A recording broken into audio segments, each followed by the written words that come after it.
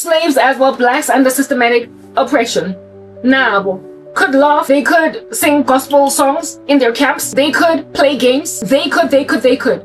And also, if at all their masters were not too harsh, they could also play games with the children raised up in that household and so enjoy the status of being nannies or whatever. They were able to in and of themselves get nice and fat, so they were being fed, they were not being emaciated, they were not being starved because their masters were not too harsh or whatever. Insofar as you were a contentment in whatever situation you are in, your slave master won't drive you so badly that you will be skinny, that you will be morose, that you will not be able to enjoy yourself. You might even be able to marry the man that you're absolutely besotted with. You will this, you will that, you will the other. It's not the ideal situations, but seeing as there's yet to be an abolition of slavery, seeing as there is yet to be a freeing of your people, seeing as 70 years are yet to pass in Babylon before ultimately King Cyrus takes you out of that joint, seeing as.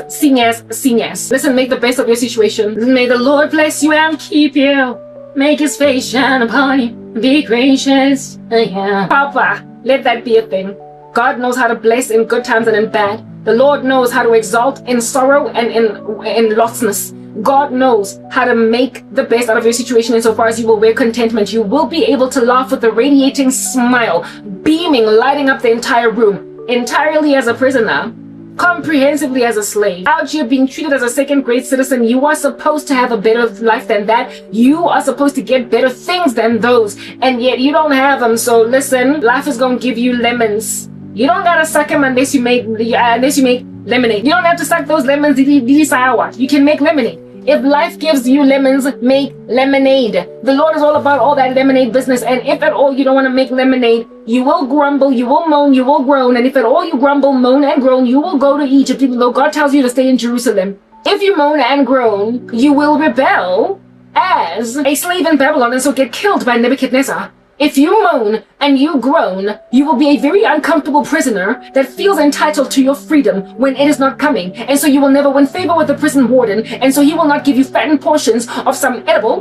when it comes, just out of mere favor for you. God's principles heal you when you are in a most deep sorrow. And that's what I have done with my lemons. I have not sucked them sour. I have added sugar eningi engata tsukiri. Why? Because it's available right next to the sirlamun bang filet tsukiri. So I'ma go and make lemonade. Yeah, I've been blessed with ministry. I have been blessed with somewhat of a semblance of a life, even though I ain't got no life. And while I might be in a lot of deep sorrow many days, I also have joy that, listen, transcends understanding. My anxiety is curbed by the recognition of the love of God all up in my grill. I pray, I supplicate, I rejoice in breakthroughs. I might get afflicted by a headache because of demonic attack, and I rejoice so much when this headache goes away without me taking any medication for it, because I realize it was a spirit. And so I see spiritual war, I see conquering, I see myself removing imps, I see myself removing entities, I see myself warding off stenches of demonic entities by simply writing out prayer for 2 hours. And then after 2 hours, it's like it's not a headache anymore. I then like schmack on some I bust a cap in its knee, cause look, now I don't have a headache, even though just 2 hours ago I had one that was pounding so bad I thought I couldn't even walk straight, right? Yeah, today I was just followed by just a deep sense of foreboding, and my whole body was just so heavy with entities. Like, not entities, I don't have demons inside me, but I was oppressed by demonic attack, witchcraft. And Miloka was so heavy, it was so heavy that I was frustrated by not being able to record earlier, because when I record during the day and the sun is out and everything, my phone overheats and then stops recording. Like right now, my phone was overheating because there were so many applications open at the same time, but right now that's not going on anymore. I couldn't record. And so I found myself exorbitantly frustrated by the fact that I know it's a demonic attack, and there's only one way that I conquer demonic attack, not only prayer, but it's a combination of the work that I do and self-comfort by watching my content. And if at all it's time for me to record new content and I have to wait until 8 p.m. or 7 p.m. at night after the sun has set so the room can cool down so I can record, I feel frustrated by the hours that are progressing, because I am aware that I've been given lemons and I've been given sugar with water to make lemonade, but I can't yet make my lemonade. And so in that season, my whole body is heavy, but I know what is going to cure me. I know what is going to get me out of that slump. I know what's going to ward off those entities. We overcome the devil by the blood of the Lamb and the word of our testimony. I know what's going to work, and I felt frustrated by the fact that I couldn't record yet, because I needed to basically just get rid of this thing that was on my chest sitting on me as soon as possible. As soon as I pressed record, all already entities, just like, you know, whatever it is that is afflicting me, it starts to lift because I find so much joy in the work that I do. Do you understand what I'm saying? Yeah, I found that frustrating. So as a result of the frustration, what then did I do? I went on Temu and I researched fans. What do they call this? Coolers, like air conditioners that are portable, that can cool down a room. To basically enable me, I went on Temu to research air conditioners that can cool down a room. That is sufficiently enough to like blow cold air enough for the room, the environment in here, even though it's the blazing sun outside, be as cool as it would be in the night time, so that I can record my videos even during the day. I found myself extremely frustrated. Like this here fan that was on, but now the USB cord has been unplugged. Yeah, I wanted something like this, Mara. This one is not big enough, it's not strong enough, it's not huge enough to basically make a dent. There was one that we had some years ago. I sold it because my life was hard when I was still staying by myself, that could not only heat a room that was really cold, but that was really cold, but it could also essentially function as a really high-end air conditioner, but it was portable, and you plugged it in the wall and voila, it just made it so nice and cool.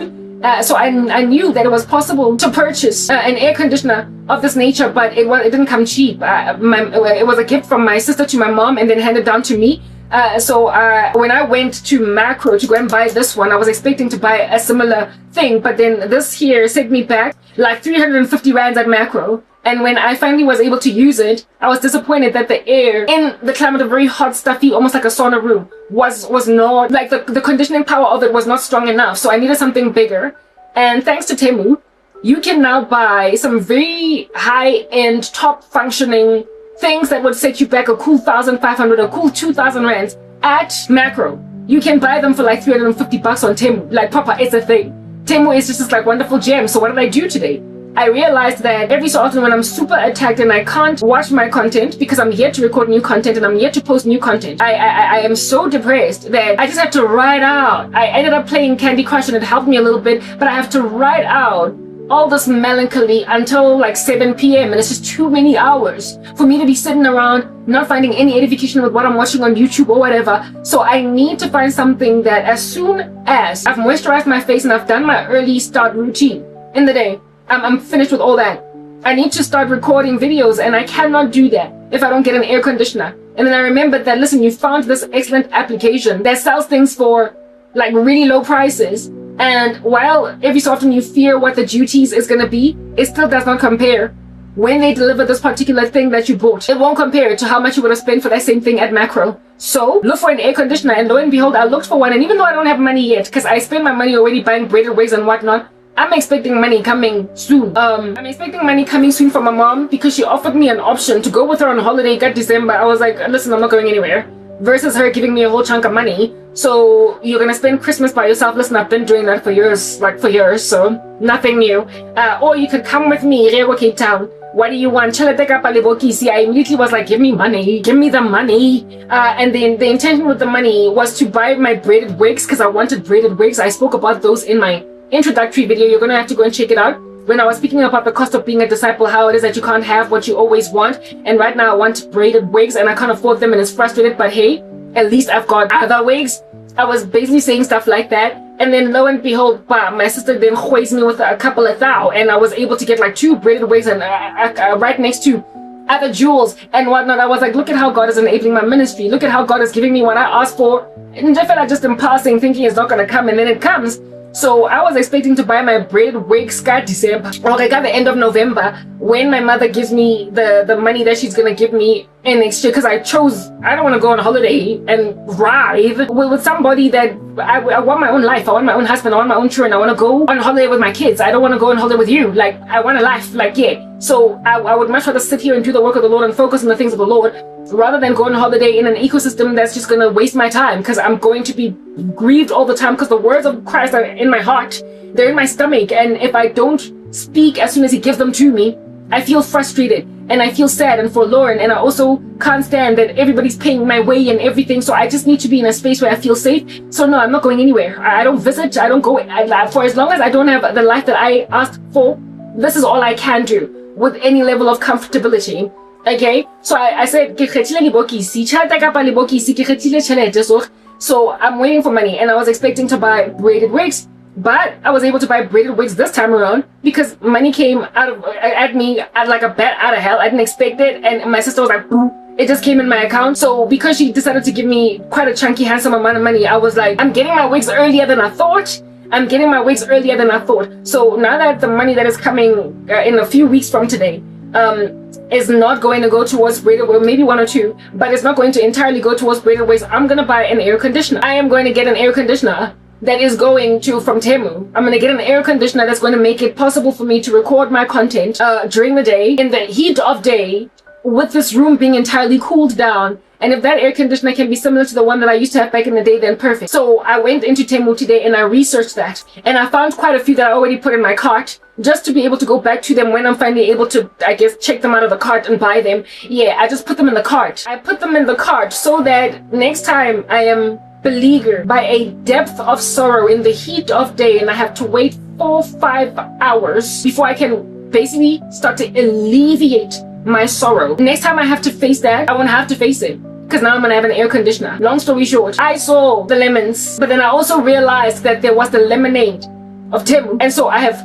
planned in advance now to purchase an air conditioner that will make it that much more difficult for people to get at me with melancholy, because I have to just sit around writhing, waiting in the heat of day to finally start recording a video after watching all my content on YouTube. And so I am bereaved by not being able to self-comfort.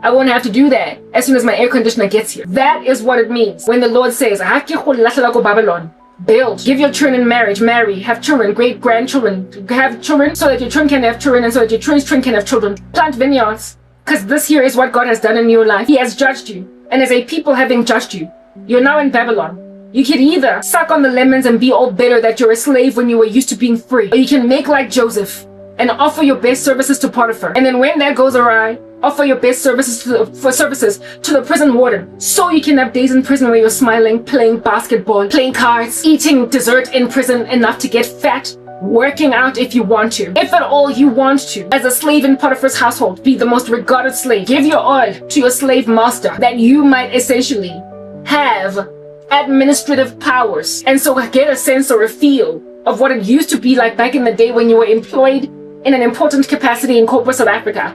Now that you're unemployed, you nonetheless, however, within the slave capacity, are able to offer the same services that you did, and so you can give yourself a pat on the back for being the baddest employee in the game. Again, but this time around you're like the baddest slave. Like Papa, find pockets, louvers, avenues of escape from depression, from sorrow, upon gazing at the fact that overnight you went from being your dad's favorite son to being a second-grade citizen in a foreign country. Make lemonade, build, have children, that your children may have children, your children may have children, that you might not be bereaved by your judgment. I always find a workaround, okay? Whatever it is that is sorrowing me like lots of pain, the Lord enables me to find a workaround so that the pain, albeit being there in the morning, it makes like a cloud and goes poof by the evening. I conquer. So what I went through today, I have understanding in my brain that I'm not going to keep enduring it. I even said that to the Lord during the day today. I was like, I can't carry on like this. I need to find a solution. I need to find a workaround. I need to find a workaround after I watch all my content, when I'm busy uploading new content, and when I am due to record a new video and yet can't because it's hot in the day. I need to find a workaround that, because it gives me no encouragement to watch anything online, because everybody online, when your life sucks, looks like they're too happy for what you're going through. You struggle to find comfort. Today I was listening to a sermon on being joyful and full of praise in the middle of storms by Tim Delena from Times Square Church. While there was nothing wrong with his sermon, I found it patronizing because I could not find joy in the storm, because I was in a season of just severe spiritual attack, and I was so melancholic and therefore full of grumbling. I knew that there was a solution to overcome my discontent, but I also knew that I could not immediately embark on it because kashisa. So while Tim Delena would, under normal circumstances on a regular Tuesday, be very encouraging to me in that sermon, today he wasn't able to get to me. Why? Because demonic attack will make you find the words of God patronizing when you don't resist when you don't conquer and when you don't embark on the strategy that's ultimately going to make the devil flee from you, when you know what works for you and you can't immediately do that thing because of logistical issues like the heat of day, you will struggle to listen to anything else. I only found relief ever so briefly from playing Candy Crush and winning, because it gives me a dopamine rush to win a level.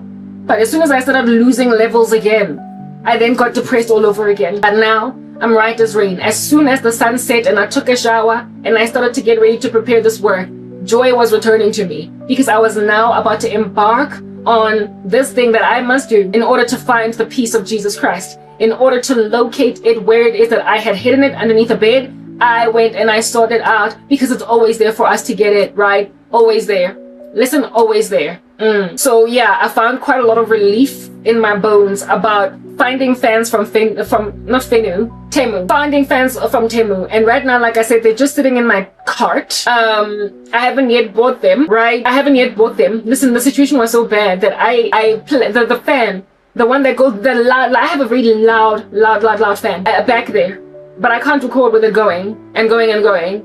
I tried to record using that fan and using with that fan going and using the denoise feature in my video editor. And while it did remove the sound of the fan, every so often it also removed some of my own words, because there was just so much sound to remove that it removed the parts where I was speaking very softly. And I was just like, I can't, this thing is going to mess with the quality of my video. I can't have that fan going while I am talking over here, because it might just mess with the whole video. And eventually the Lord then put it in my head to search for something on Temu. So I have an anticipation of finding reprieve. Those are your lemons, okay?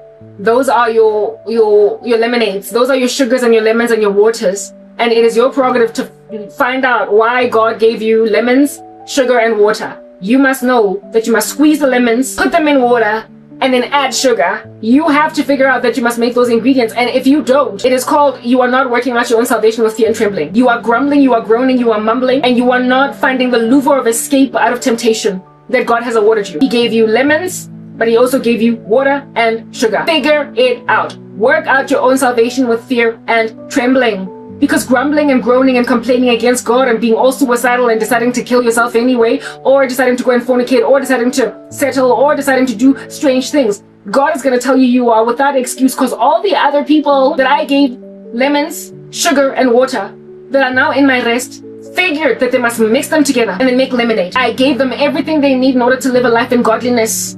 I gave them everything they need.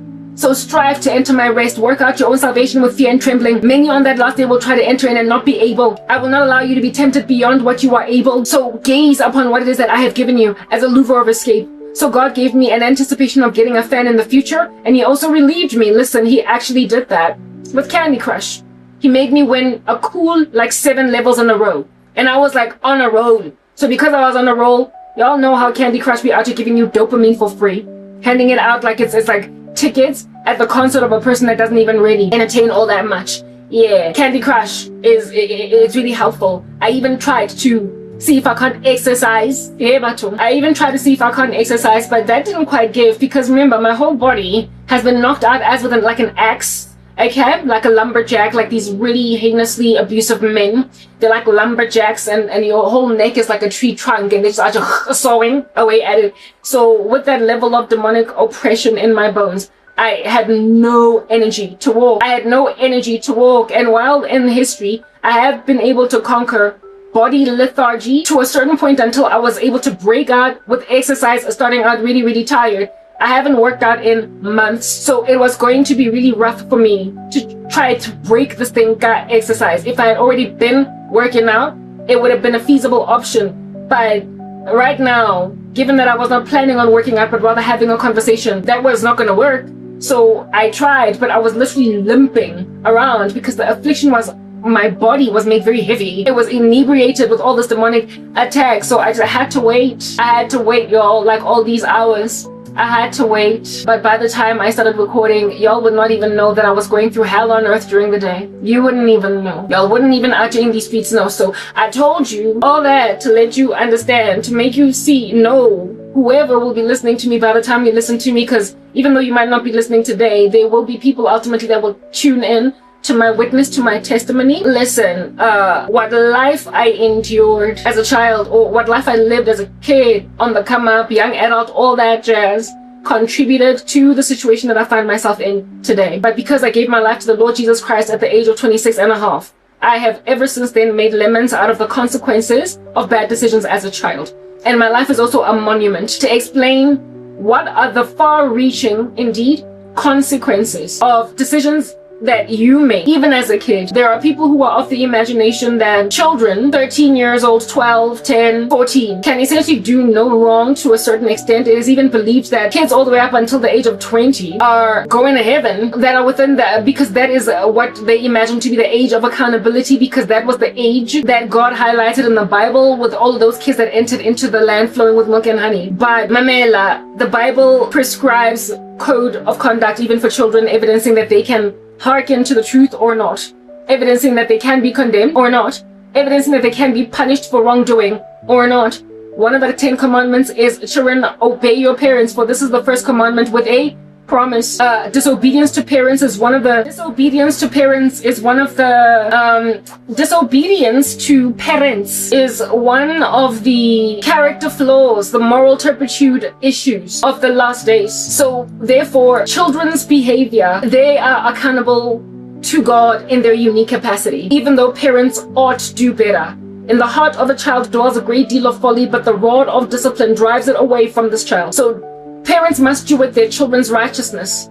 However, kids in and of themselves have enough of a conscience to be given commandments themselves. The Bible says that offenses will come, but woe to the one through whom offenses come. So woe to the parents who irresponsibly handle children's behavior. But those children will offend God in and of themselves. Also, it is written in God's word that if anybody causes the least of these any one of these little ones of mine to sin, children, it'll be better if a millstone were tied around their neck and for them to be thrown into the ocean than for them to face God on the judgment, because kids can sin against God. They can be caused to sin, but that sin is on their head. They are offending God. But woe to the one that causes them to sin, because it'll be better if a millstone were tied around their neck than for them to face God in the judgment. So listen, however young it is that you are, enough to have a conscience, enough to think for yourself, if at all you can get convictions in your own body and you ignore them, you will be accountable to God for them. I had convictions as a 13, 14-year-old when my cousin rocked up with a dude that had a car, and I knew that this stuff was shameful for a young woman to be out here, for a young girl to be out here doing stuff like that. And yet I made an idol. I had so deified her. I had so idolized her. I so looked up to her that I ignored my own convictions as to what doesn't make sense or what does make sense for a girl my age to be doing.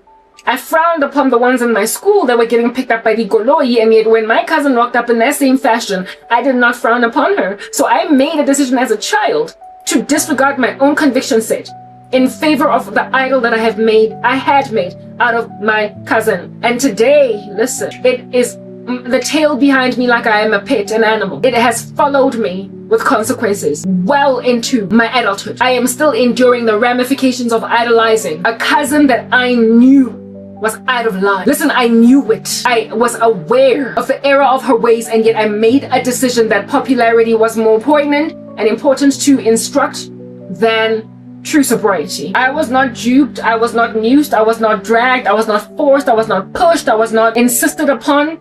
I was not made to do what I did not want to do. One of the guys that I dated, there was also another infiltration by my cousin, nonetheless said this sober thing for the one day when he was sober. Largely he was high on baji, marijuana. He was like, when pressure, this is not what you're about. Because I ultimately even ended up smoking because of that cousin. Even my boyfriend saw that I was just following the grain, even though I was smart enough and alert enough, sober enough to make different decisions. Therefore, little ones, kids, peer pressure is not an excuse. The fact that you're impressionable is not an excuse. Because I understand impressionability and peer pressure literally lingers well into old age. People get older and they're still dragged by the noose of peer influence. There are entire 40-year-olds out there still doing things because people are going to approve. What are people going to think? Peer pressure is not only the disease of the children. It is not only the disease of youth. It is the disease of anyone at all that does not make their own decision within their own prerogative to honor God and to be sober and to follow their own conviction. Peer pressure follows men and children alike. Do you understand? So yeah, just by mere virtue of being a child, you don't get to blame peer pressure because proper. You will still be out in that peer pressure, on that peer pressure boulevard, doing that peer pressure nonsense. As a 40-year-old woman, listen, if you don't finally get to a point of making your own decisions and following your own conscience, you will go down a rabbit hole because you be thinking your name is Alice or whatever.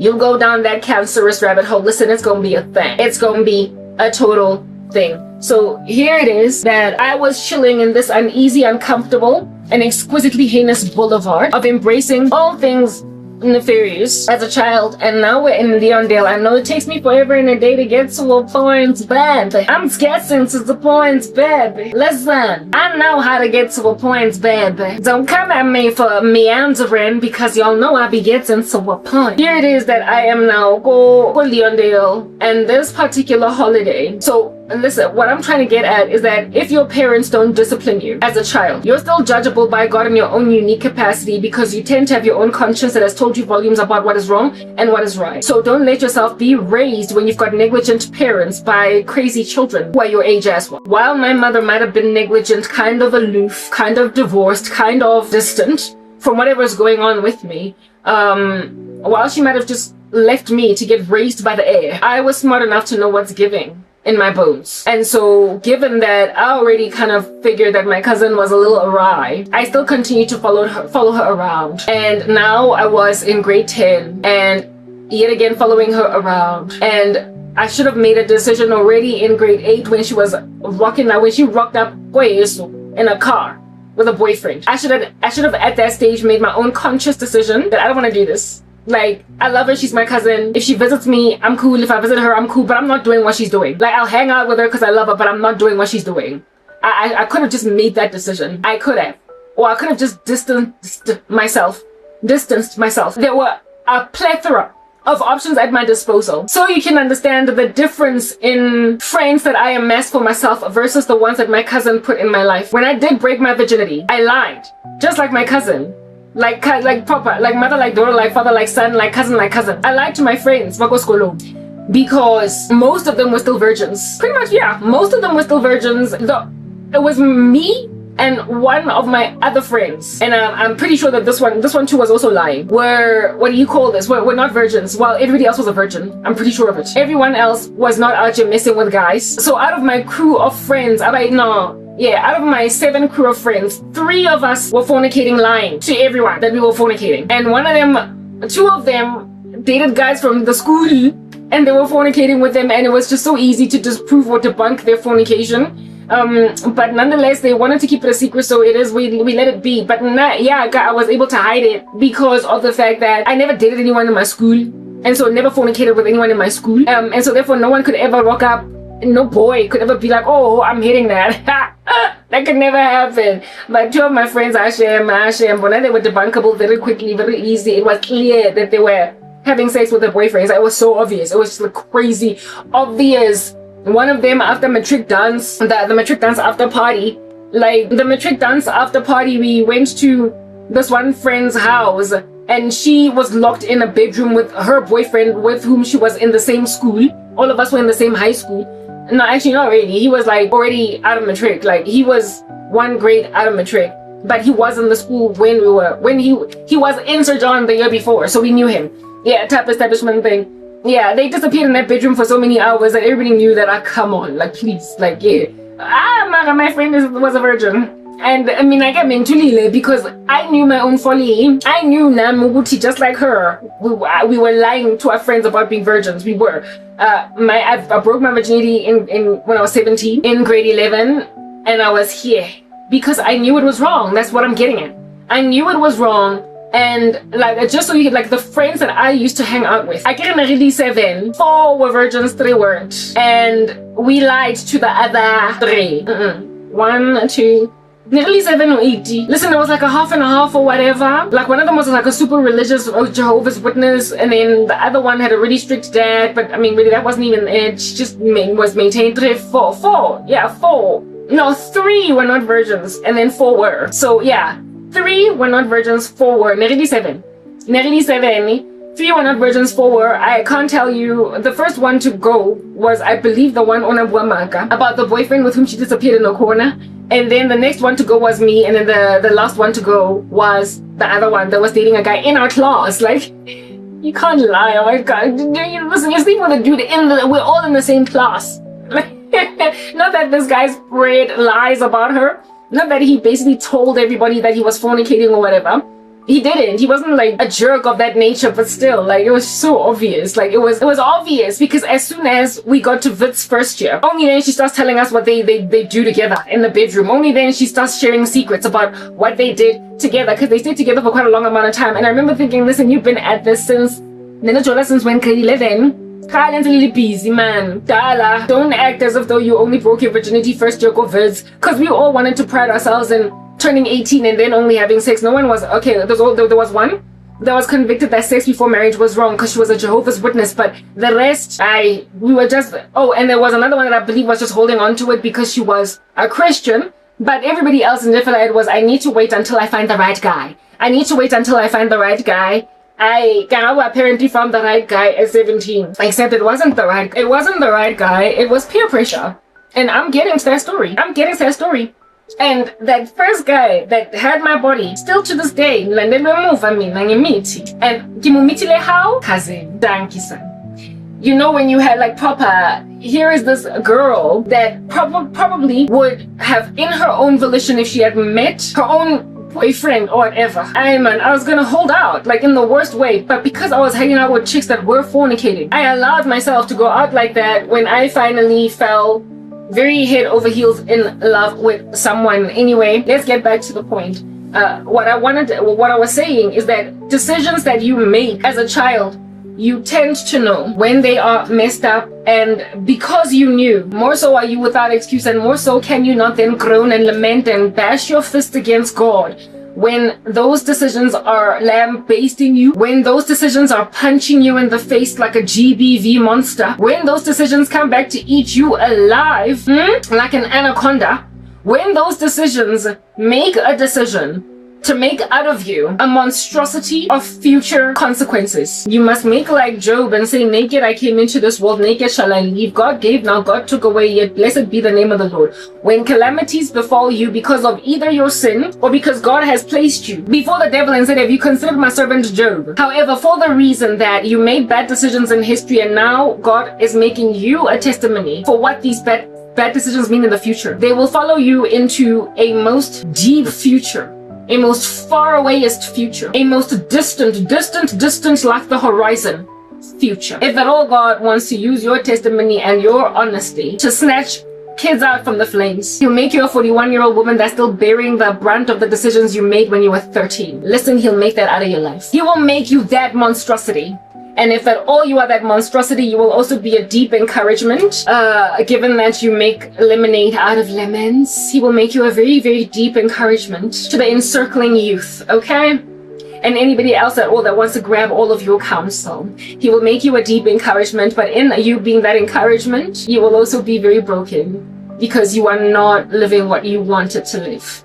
You are not where you want to be, but you're the monument. You're the monument, okay? If I had made a decision to essentially stick to my guns when I was 13 as to what made for good conduct for a child my age, I promise you, whatever I'm going through today, I wouldn't be going through it. Because a lot of the calamity that befell me because of continuing with this woman, with this girl that became a woman later, my cousin. The friends that I amassed for myself, evidencing that I was a much better judge of character, were so prudish in school that those of us that broke our virginities before matric ended lied about being virgins. I was also so prudish in comparison to my cousin that she lied to me when she broke her virginity either in grade 8 or grade 9. She lied. She only confessed about breaking her virginity when we were in grade 10. She only came out because only in grade 10 did I start dating myself. But when I was yet to have my first boyfriend, when I was yet to kiss for the first time, she spoke about how she was still a virgin when she obviously wasn't. The day she rocked up in grade 8 with a guy that drove a car, it was clear at that stage that she was having sex. It was clear. It was clear as day. So basically, when you are in the climate of a prudish person, somewhat of a virtuous girl, as one that's about these streets, you will lie about how about these streets you are. And my cousin used to lie to me about how about these streets she was. She used to lie to me. I don't know what her body count was by the time that she was with the guy Wakoloi or afterwards. But I do know that unali hektiki, and you're gonna hear that now, right? Unali hektiki, this cousin of mine, enough to hide some of the things that she used to do. And that's why Azanga Motola Lo Motola with the dad, when we finally went to Sprayview, we did not know where she was at and with whom she was, and that guy ultimately ended up dumping her precisely because no one knew where she was. And wherever she was with someone. So I don't know what her total body count was, but whatever her body count was as at a certain stage was too high for a child in high school. Where my cousins used to hang out, and it happened that she used to like hanging out with older girls that were in higher grades that had been doing some crazy things. And her hiding her life from me was evidence of my character as a child. 2. Her hiding her life from me was evidence of my character and her perception of it. She viewed me as a goody two-shoes. She viewed me as too clean to come out with all her grime. And so she concealed some of the realities of what she was going through, even though we were very tight. We were very best friends. We were extremely close. And I would later on then follow after her footsteps. And as soon as I started doing some of the things that she was doing, the prudish friends that I had in high school, I hid my activity from them. Those women would only find out through my ministry that I wasn't a virgin all throughout high school, even though I claimed I was. They would only learn some of the things that I was out here doing because of my honesty now that I came to Christ. But I would have gone to the grave with it. I would have gone to the grave, or maybe as an older woman I would have been like, guys, I lied to you. I broke my virginity at 17. Remember this guy? Yeah, that's the one. That was my first. Yeah, maybe I would have told them later on as a woman, because the secrets you keep as a child stop being so taboo when you're all grown up now, right? Maybe I might have told them, but the first time that I came out of the closet with my secrets was in Christ, because it's written in God's word that confess your sins to one another so that you may be healed. So I rocked up and I spoke the truth about what went down, because what's the point of concealing my sins when they can heal others upon revealing them and how God has healed me, right? From all of that insanity. Very well. So here it is that I was hiding now my lifestyle in front of friends with whom I was attending school. My girls that I made for myself. They were better girls. They were better women. They were better children to their parents. They were, I said that all children are barbarians, but some barbarians are more equal than others. Yeah, my friends were barbarians because every so often they upset their parents, but they were always home on time. They were good girls. They were passing in school. They were this, they were that. And if it was only because, like, why didn't you wash the dishes? Type establishment thing. Or throwing their toys out the cot, banging the door when their parents are yelling at them. That's how barbaric. That's as far as we got in our barbarism. But I started hanging out with the kinds that had barbarism that was more equal than other barbarism. The kinds that, like I said, leave parents in comas and everything because they don't come home for 4 days. I started hanging out with those kinds of kids, and it ruined my matric results. It ruined my academic record, and it appears now also ruined my life. But like Jeremiah, I'm a monument. I am a story. I am a result. I am an evidence into the future, well into it, of what happens when you allow yourself to be a barbarian that is more equal than other barbarians. When you know that you are a barbarian that is more equal than other barbarians. Because as children, it's not like you are deceived into an awareness, and a lack of awareness, or an ignorance. As kids, it's not like you are ignorant. You know what I'm saying? Of the barbarism you're presently walking in, you just are in a deep trance where there is great euphoria for the folly you are walking in. And so there's seasonal pleasure. The fleeting pleasures of sin. They wreak havoc great into your future, but you ignore it for now. And a lot of people, they get out of that somewhat patched together with sticky tape, but others never recover. And I am an example of that which frankly never recovered from a decision I made at 13. A decision I made at 13. I never recovered from it. To make an idol out of somebody that was frankly unacceptable, because all this time I wagged my head at all these crazy girls getting picked up by guys in cars. But my cousin was there with a guy in a car, and she became my god. She can do nothing wrong. I pedestaled her. Very well.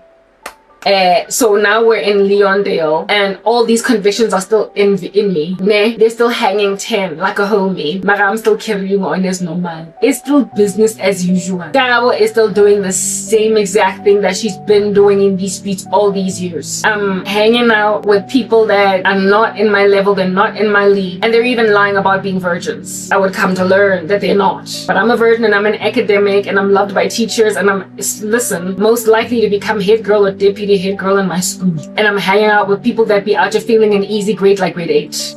Leondale. It changed my life forever. It changed my life forever. Do you understand? We go there, we hang 10 like homies, and the next day, the very next day, gone are the days of Ukzula and during the school holidays. Gone are the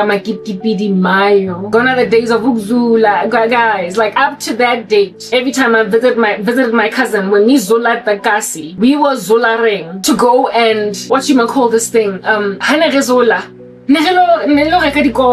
we were hustling the coin. Listen, at that stage, Leondale, Messi Zula, before that day, when we met, Nere Zula, to see the Kasi, innocent children's stuff. It was innocent children's stuff. There were never any boys. Nere Zula, some friend from down the road and then came back. Got a little snowfish and then came back. Nere Zula to just hang out with other children in some funny weird place and then come back. Or we would stay in Lini the whole day and then Rezola go spa or I got the chocolate and then come back. This time around Lugzula was to some boys' houses and I mean like, yeah, I am a girl. And remember her boyfriend already when I was 15, the one that she was with when I was 14 and 15, when he saw me 1 year later, was like, whoa, you've grown. So now I'm even more grown. A year down the line, we go on holiday, go Leondale, and the very next day, first of all, the night before, her cousin, my friend, was out here talking about, let's give the guy a name, Spiwe. She was out here talking about Spiwe. She's like, yo, I love Spiwe. Yo, I'm so in love with Spiwe's lips. He's got such juicy lips. I can't wait to see Spiwe. Yo, Spiwe he drives me up the wall. Yeah, listen, I'm used to this kind of conversation, where it is that you be having a crush on a guy where he drives you up the wall. My girls and I in school every so often spoke about guys like that. I mean, I didn't really have a Spiwe at that stage in my particular life. I didn't have anybody that I was passing over, but I had a friend that was always talking about, oh, my boyfriend George, oh, my boy, oh, this, oh, that, and he drives me up the wall. So I knew these conversations. It's not like I was new to them or whatever.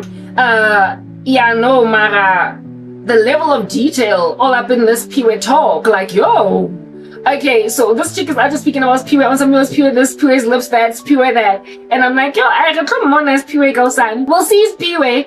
Yeah, we'll see, because I knew that we were gonna go and see Spiwe the next day. Like, not just Spiwe, but Abo's Spiwe, it's Kim Sabo's Spiwe. And then, let's say, my cousin's boyfriend that I had already heard about, right? Let's say his name was, Jabu. And then she was like, yeah, I'm also gonna be seeing Jabu tomorrow. I'm gonna be seeing Jabu. So listen, we're gonna be hanging out with a crew of boys. And I'm the only one there that's single, that doesn't have a Spiwe or a Jabu. And I'm just giggling, Spiwe can kiss, Jabu can this and that. And listen, I am not only a virgin, but I've never kissed before at this particular juncture.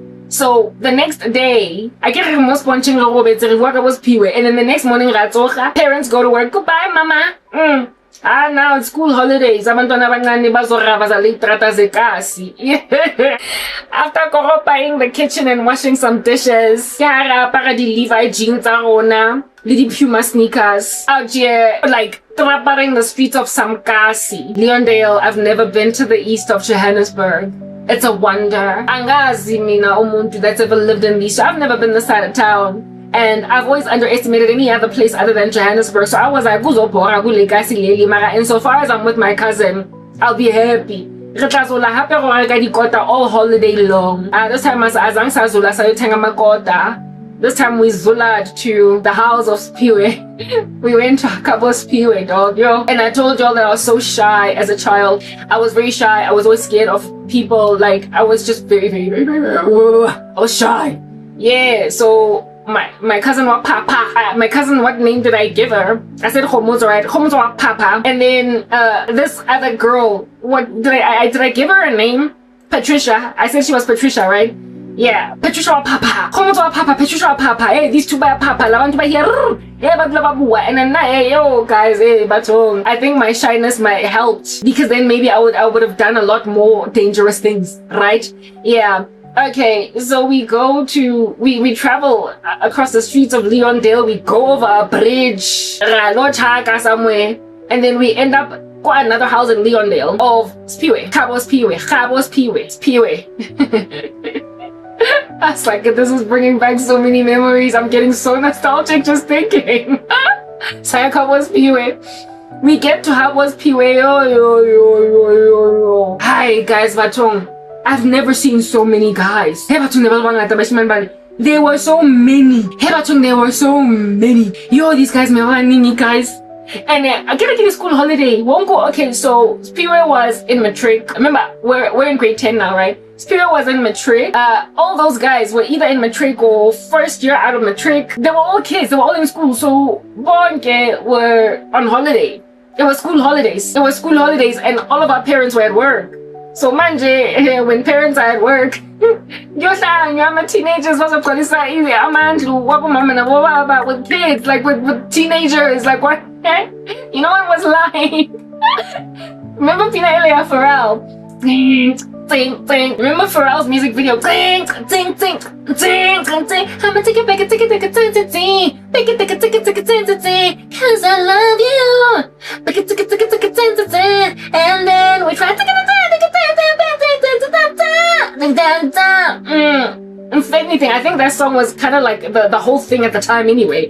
Yeah, you know the scene in that music video, yeah, Pharrell. You know how Lauren Nipsey Hussle's girlfriend, I forgot her surname. Yeah, that beautiful chick with the dimples.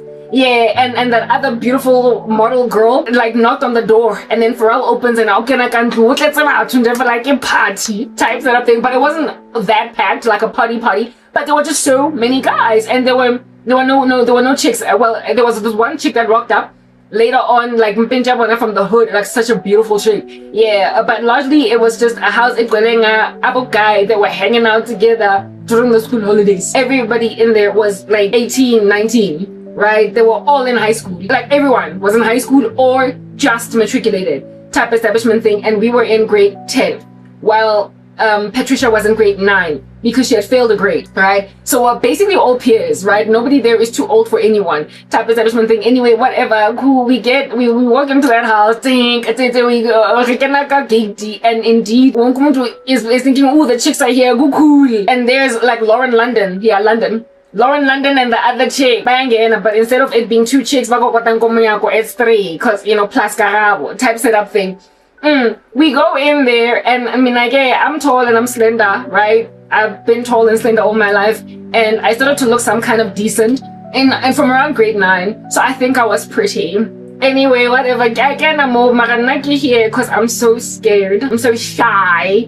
And there's all these guys, right? And yo, banini, yo, what's wrong? There were many. Hey, Johnny, no shot, boy. Papi's in jail. Yo, Papi said they too. My cousin, Lim, my cousin and Patricia. Yeah, listen, they were so free, and I just wished I was like them. They were so free, and they were chatting with these guys. No, this is my cousin Karabo. Hi, Karabo, how are you? I'm Spiwe. Hi, I'm Jabu. Hi, I'm Susiso. Hi, I'm Temba. Hi, I'm this. Okay, nice to meet you. I meet all these guys, right? And at that stage, I'm not thinking anybody here is cute or whatever. I'm not out here eyeing anybody. I'm just overwhelmed. Like, listen, I'm overwhelmed. I'm shy. I'm like nervous and akibui. I'm shy. I'm nervous. Akibui. And I'm standing there and everybody's introducing everybody and okay, cool. Very well, so y'all, I didn't even know. And then yeah, I ended up like just kind of like sitting on a couch and Spiwe's house, like the couch is the Spiwe. The couch is the Spiwe ish, man. Y'all don't want to be visiting anybody, and then you sit down and you sink into a couch. You feel so uncomfortable when you get up. You have to it's such a task. They were so soft and so deep that it was like embarrassing to try and stand up off the couches, and they all made jokes of it about Joe, I'm a sofa wagini, etc. But now with me, because I was so shy and so quiet, I looked so silly, and I'm also quite tall, so my legs were like dangling over this weird couch. And when I stood up, my cousin laughed at me because it was so cushy. It's like you just disappeared in the couch. But I was just sitting there, and then this one dude rocks up, like this one tall skinny guy rocks up a little bit later than everybody, and let's say his name was I don't know, like Papa Pat, like Herman, give me, I wanted one name, like Cabello, yeah, whatever. Yeah, some dude rocks up, like guy, like a Cabello. That came a little bit later. Cool guy, sweet, and and he's like, hey, what's up, whatever. And then Yakulumya, blah blah, etc. Wada, etc. Wada. Alright. I don't even know what happened that day. I was just so dazed, and I wasn't not a trance per se, but I was just so shy and so nervous in the climate of all of these people that time just, I can't even explain. I would be confabulating. I can't even tell you what happened. I can't. Like, yeah. Except that, like, my cousin disappeared for a season and then came back. And who is this? Patricia, my cousin's cousin. Remember, she was speaking about the cushy lips of see where I gave him Spiwe. The cushy lips of Spiwe. Yeah, she was like making out with this Spiwe everywhere. Koni kone nidi corridor, di whatnot, and they were just out there making out. And I was like, I mean, after all, you just say that the guy's got cushy lips, so do you? And they were out there making out and whatnot, and I'm just sitting there. Ultimately, it's time to go. Like, hours have progressed. I don't remember many more details other than that. I was so shy. Mara, when we left, my cousin's boyfriend, Spiwe, and one of the